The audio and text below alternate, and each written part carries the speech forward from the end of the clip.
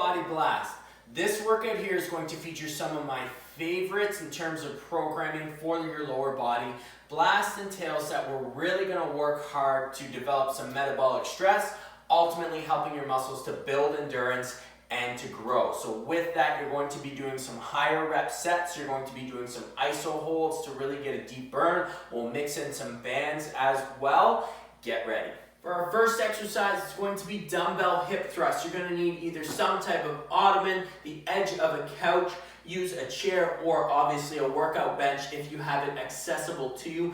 Ideally, what you're going to want is when you set up on whatever piece of equipment you are using, your torso will be parallel to the floor. You're going to pick a dumbbell of choice, and then from here, I'm going to dip down. I want just below my shoulder blades to be connected right into my ottoman, my bench, whatever it is.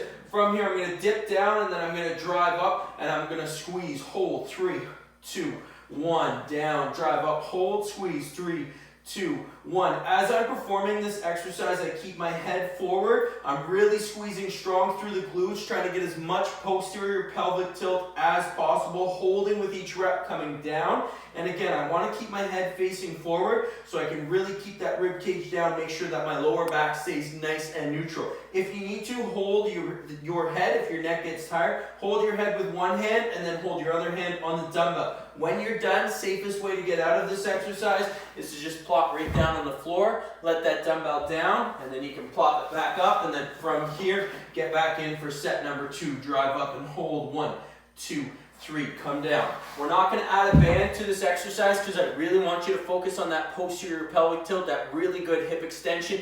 If you don't have anything accessible to you to give you that elevation for the hip thrust, just perform the same exercise from the floor, which we call a glute bridge.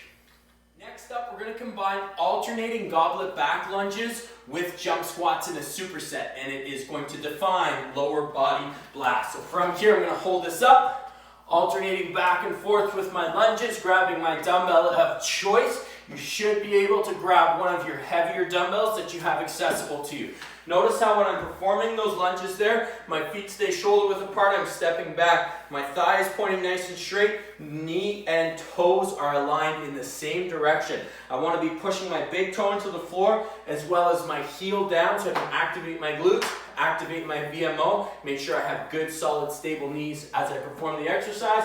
And again, as you're stepping back, you want to try and come to that 90-90 position with your back knee hovering just above the floor. You're going to perform all your alternating back lunges, and then from there, you're going to go right into jump squats. With jump squats, anytime I program them, short and sweet. Up, up, up, up like so. I'm not jumping through the roof. I'm not going into a super deep squat. I just want my muscles contracting and relaxing relatively quickly to help build up that burn. Same rules apply. Toes and knees point in the same direction. I'm driving the hips through, and if you listen, staying nice and light on my feet, ensuring to absorb all the force through my glutes, through my hamstrings, and through my quads. Next combination, we're going to combine 2 trickier in terms of technicality exercises, so watch very carefully. We're going to perform side lunges. Single dumbbell, one of my favorite exercises, but it's got to be performed properly. You're going to have one foot planted, and then I'm basically going to go down into a single leg squat with that other foot. Notice in my bottom position here, this toe will be splayed out just a little bit, like same as your squats would, 30 degrees, give or take. This one here is pointing straight. Back leg is straight, knee and toe point in the same direction. What I'm going to do as I land is I'm loading up my glute here, and then I'm pushing off. And then I'm going to come back into it, push off. So here we go. 1 rep, down. 2, down. 3, down.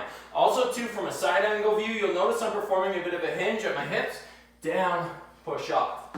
Down, push off. If you do not like this exercise, it just doesn't feel right for you, if you've ever had any patellar issues, patellar tracking issues, then all I want you to do to substitute is perform alternating side to side squats. So squat, and then switch to the other side back and forth for the same amount of reps.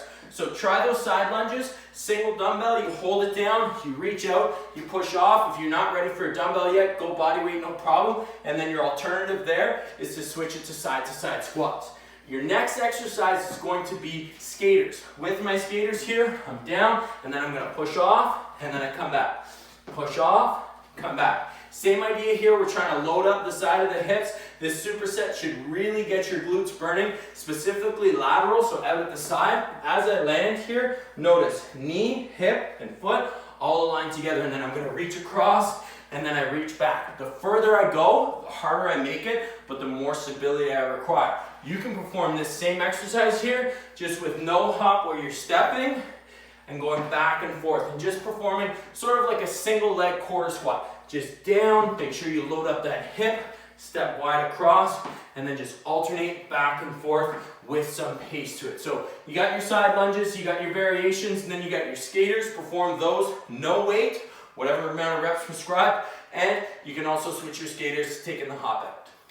Finisher for this workout is going to be one of my favorites. Ideally, you want a mini band if you have it accessible to you. If you don't, perform the same exercise without the band. There's no shame in getting some good solid glute work in without a mini band. You can really do some good to your glutes, to your lower back, to your knees by working these exercises even without any resistance and just trying to build up that glute activity. So 3D glute kickbacks, 3 different directions. First glute kickbacks, I'm going straight back. 1, 2, 3, 4 for all my reps. Second glute kickback is going to be 45 degrees, kicking out. 1, 2, 3. And then our third glute kickback is almost going to be straight up to the side, just kicking out like so. Push, push, push.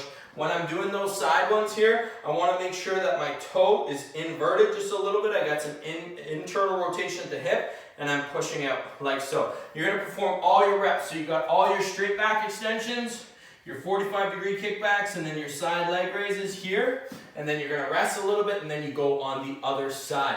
Perform all your reps, feel that burn. Rest for about 30 to 45 seconds before switching legs, because if you don't switch legs, your supporting leg, as you're on leg number 2, is really gonna start to feel the burn as it's supporting, but it's also gassed from the 3D extensions you just did on the other side. So just give yourself a little bit of rest as you alternate between those 2 legs, and make sure you feel the burn in all the right places.